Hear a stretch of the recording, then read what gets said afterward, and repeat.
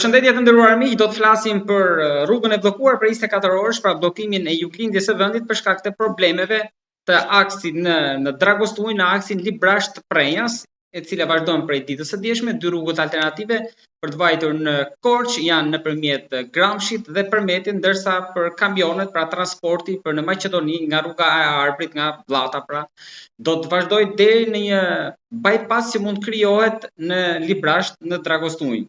Po për të folur për problemin atje ku prokuroria ka nisur hetimet për 4 vepra penale, kemi të ftuar inxhinierin Romeo Nazarko. Inxhinier, përshëndetje dhe faleminderit shumë. Përshëndetje. Inxhinier, është dora e Zotit apo e njeriut këtu? Shiko, ajo janë të ndërthurura, apo janë dhe pasojat e veprimeve të bëra ndër vite dhe paralajmërimeve të bëra ndër vite nga inxhinierët, por dhe nga përfaqësuesit politik. Siç e kam shpjeguar edhe më përpara, domethënë inxhinieria nuk është kur ndërtohen rrugët nuk do të thotë se u ndërtua rruga dhe tu ka marrë fund dhe pastaj nuk do kemi asnjë ndërhyrje ose nuk do kemi shërbime mirëmbajtje mbi këtë rrugë. Për ta thënë më thjesht për publikun, është një lloj si një mjet që e merr dhe në momentin që e ble nuk do të thotë që ti ke mbaruar, po atë do të thotë bësh shërbime permanente që janë shërbime vjetore ose shërbime dhe mujore. Në momentin që ti si bën këto shërbime, pastaj merr pasojat. E njëjta gjë edhe me rrugët. Po këtu mund të kemi një plan B, sepse kjo është një rrugë kombëtare me një rëndësi të veçantë. Për ta marrë dhe ndoshta të dhënë një interpretim tjetër, nëse flasim për siguri kombëtare, në fakt kjo është siguria kombëtare, se për një orë tani bllokohet gjithë juglindja. Ajo që kam shpjeguar edhe më përpara është që ajo është një rrugë, me thënë të drejtën, me vështirësi si për sa i përket ndërtimit të korridorit 8, pasi rruga ekzistuese është një rrugë me 2 korsi dhe me terren me pjerësi të madhe, gjë që e vështirëson si ndërtimin e rrugës, por dhe pasojat që vinë, sepse gjatë ndërtimit të rrugës së korridorit 8 shtohet ose numri i mjeteve të rënda që do qarkullojnë në rrugën e vjetër dhe për shkak të shtimit të mjeteve të rënda sigurisht pastaj fillojnë dhe dëmtimet si të shtratit të rrugës, por dhe të urave përkatëse. Duhet parë, domethënë në rrugë një urë nuk shëmbet me njëherë. Ajo të paralajmëron kohë përpara në lidhje me shëmbjen. Pra shkojmë te projekti i zbatimit nga do që të shkojmë. Ke projekti i zbatimit por dhe fshehja e plasaritjeve që mund të ketë pasur e rrugë më përpara dhe me ideja me që po ndërtojmë rrugën e re, janë përpjekur për ta fshehur dhe për ta shtyrë deri në ndërtimin e rrugës së re, gjë që nuk ka pritur për shkak edhe nga ajo që kam parë në media, ujërat që qarkullojnë në poshtë urës kanë gryer bazamentin e njës prekëmbëve të urës dhe duket pesha që është përqendruar e gjitha në pjesën e gryer dhe ka sjellë plasaritje në shëmbje.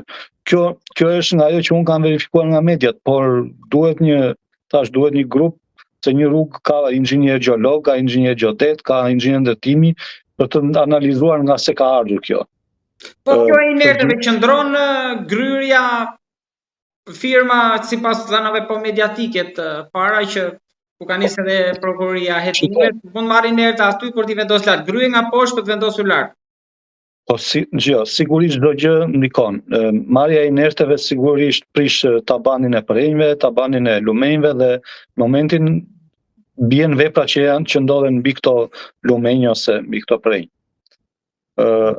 Gjithë ajo që unë kam diskutuar dhe diskutoj, shumë veta e marrin si diskutim politik, shumë e marrin si diskutim personal për interes personal. Gjithë përgjegjësia dhe gjithë këto historitë me rrugët, se nuk kemi të bëjmë vetëm me këtë urë, nuk kemi të bëjmë ke shkryer në fenomen tani në gjithë. Po, sidomos në fillim të këtij viti, sot kishim një rrugë në lumin e Vlorës, një segment atje që kishte psuar çarje, në Bulqiz, në Mat, pra janë disa. Po janë rrugë të bëra jashtë standardeve, jashtë procedurës teknike dhe jashtë rregullave teknike.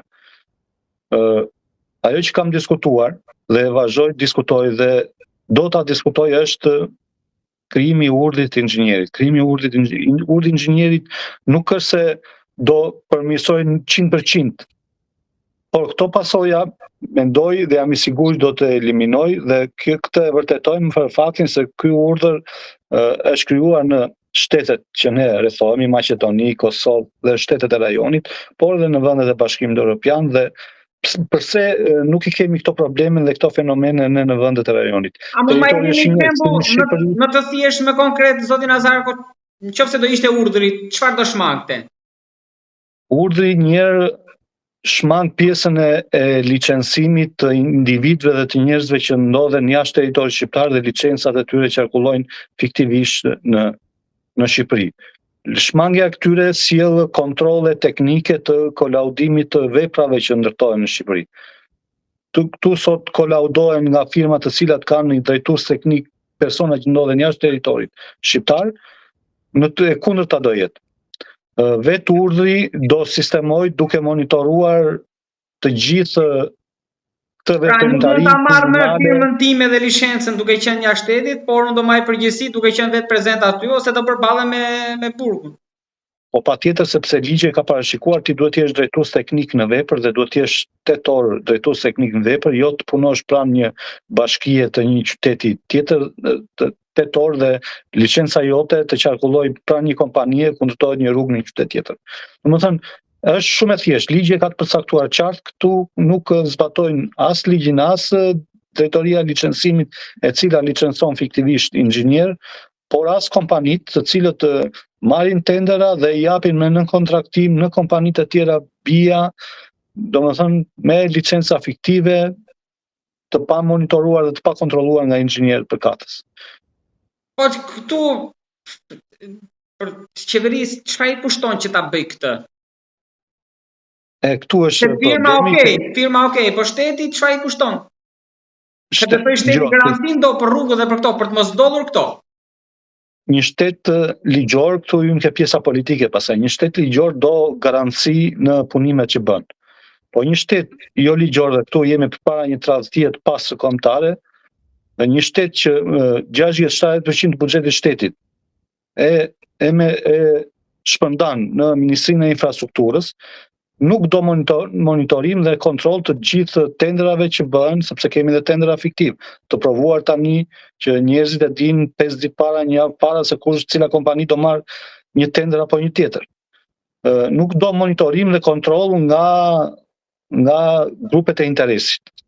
Ne sot kemi gjithë katastrofë për sa i përket rrugëve dhe nuk kemi një institucion të pavarur, jo qeveritar, që të bëjë auditimin dhe të bëjë oponencën e këtyre që ndodhin. Sot oponencën e bën vetë ministria, e cila është në lidhje konflikt interesi të hapur me çështjen.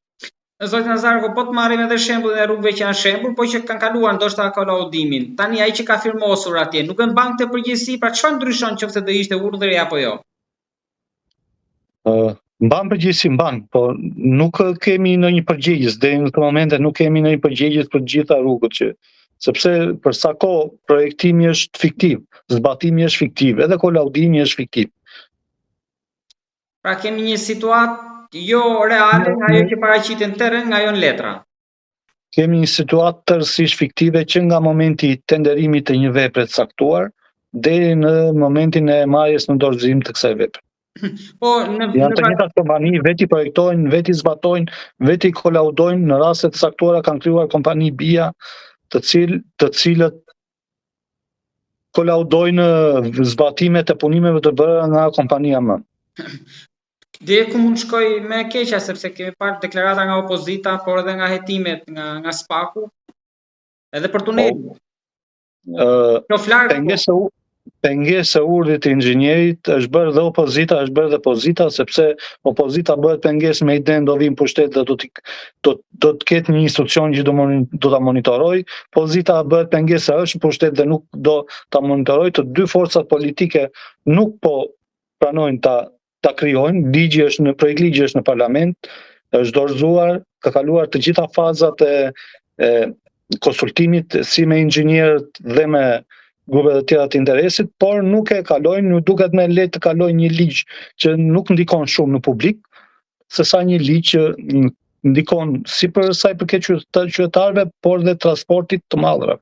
Se ne sot nuk është se kemi të penguar vetëm aksin e juglindjes, ne kemi penguar gjithë bizneset që transportojnë mallra nga Maqedonia dhe nga dogana e Kapshicës drejt portit Durrësit dhe kryeqytetit. Do ta mbyllim po me këtë, edhe një pyetje të fundit kam, duke pas parasysh rëndësinë e këtij aksi. Tani ka disa muaj që kur kanë filluar punimet që në çdo fundjavë nuk mungojnë videot edhe pasqyrimi nga media për problemet në këtë rrugë me qarkullimin. Pra nuk ishte diçka që ndodhi me njëherë tak fat. Pra, mund të kishte një trajtim tjetër tek zbatimi i punimeve? Nuk mund të them që mund të kishte trajtim tjetër, thash, ai është një terren që do sjell probleme të kësaj natyre, por shteti duhet marrë masat. Për shembull, pjesa e rrugës segmentit nga Ceriku në drejtim të Gramshit tregoj që është një segment i cili është panoramik, por nuk është një segment që garanton lëvizjen e mjeteve të rënda. Domethënë, shteti nuk e ka menduar këtë.